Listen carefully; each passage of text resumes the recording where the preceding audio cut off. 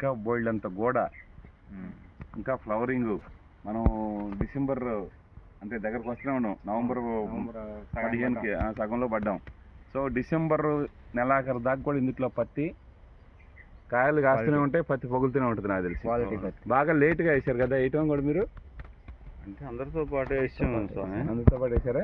అందరితో పాటు వేసాం. అప్పుడు మధ్యలో ఈ బెట్ట వాతావరణానికి అధిక వర్షాలు వచ్చినాయి, గ్రోత్ ఆగిపోయింది. ఎక్కడా కూడా అంత గ్రోత్ ఆగిపోయినా కూడా మళ్ళీ తర్వాత వచ్చింది. ఈ వెరైటీలో ఉన్న ప్లస్ పాయింట్ అది ఒకటి కనిపించిందండి. అదేలేండి, V+ బాగా వస్తుంది. V+ బాగా వచ్చింది. ముందు ఏంటంటే కింద అది 6 అడుగుల హైట్ లో మీరు తీసే వీడియో, 6 అడుగుల హైట్ లో కింద మళ్ళీ ఆల్రెడీ 4 క్వింటాలు తీసుకున్నాడు.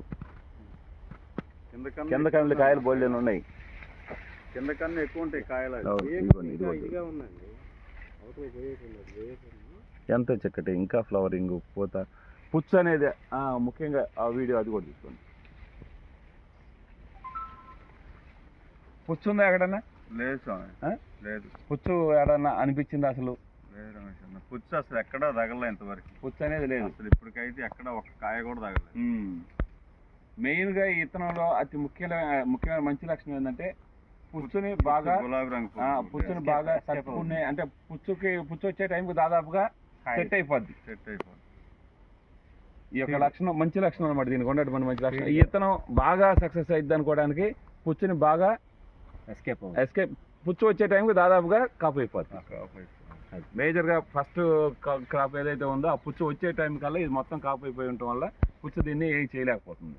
వేరే విత్తనాలు విపరీతం పుచ్చు వచ్చినా కానీ ఈ విత్తనంలో పుచ్చు రావట్లేదు. పక్కనే ఉండి పుచ్చు వచ్చేటువంటి మనం చూస్తూనే ఉన్నాం, మీ పక్క చేలలో మోస్ట్లీ కనపడుతుంది పుచ్చు. ఈ ఇందులో లేదంటే అర్థం ఇది తట్టుకుంటుంది. అది వచ్చే టైంకి దాదాపు కాపు అయిపోతుంది. తట్టుకోవటం అంటే దాని అర్థం అది వచ్చే టైంకి ఇది కాపు అయిపోయింది.